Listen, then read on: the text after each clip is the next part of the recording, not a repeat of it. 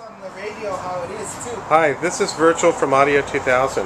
Today we're going to be working on a 2003 996 Gambala Biturbo. This car's real clean. We're adding a few things to it. We're doing a backup camera, a Kenwood DNX9960, ARC Audio 5-channel amplifier, Sirius radio, iPod, iPhone cradle, and Bluetooth. The new radio is going to be a double DIN. Right now the car just has a single DIN radio, so there's going to be a few tricks to making that work. We're going to have to reconfigure the dashboard.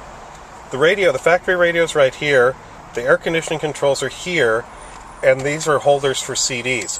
What we're going to do is we're going to take these AC panel and relocate it to where the CD case is, and the CD case is going to go away. That'll leave us with a larger space here where we can put a double DIN touchscreen unit in, and that'll be a much easier way to work things. Another challenge about this car is that it has Bose speakers in here, and the customer actually didn't want to change the speakers. So we're going to have to do a few tricks to make everything work with the Bose speakers. And there's a Bose subwoofer also in the back, right there.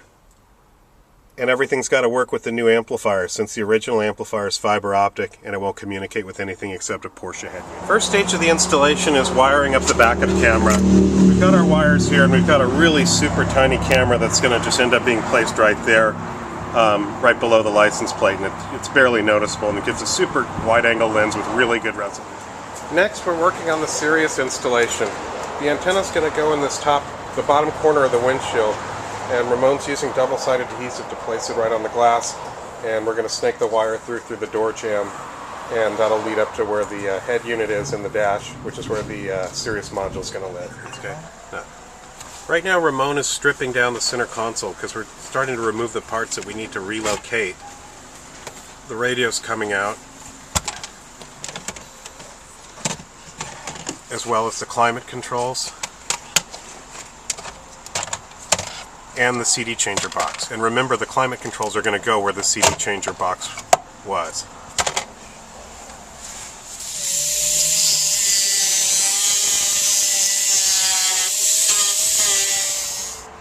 Well, now that we've filed down the climate controls to make them fit perfectly, they just slid right in underneath where the CD holder is. So now that that's there, we also have the cage installed for the Kenwood double DIN that we're going to be mounting, and we're going to have to create a custom trim panel to go around that so that it looks factory. Well, Ramon's reconstructed the AC controls and relocated them like we talked about. He's got most of the wiring in for the sound system, the iPod cable, and the Sirius radio, and he's making those connections. As soon as that's done, we're going to slide this in and make a trim ring for it to finish it. Ramon's now taking out one of the Bose mid-range tweeters in the dash, checking them out. We're going to actually end up modifying the crossovers to make it work with the new amplifier. Yes. I just found that to be odd.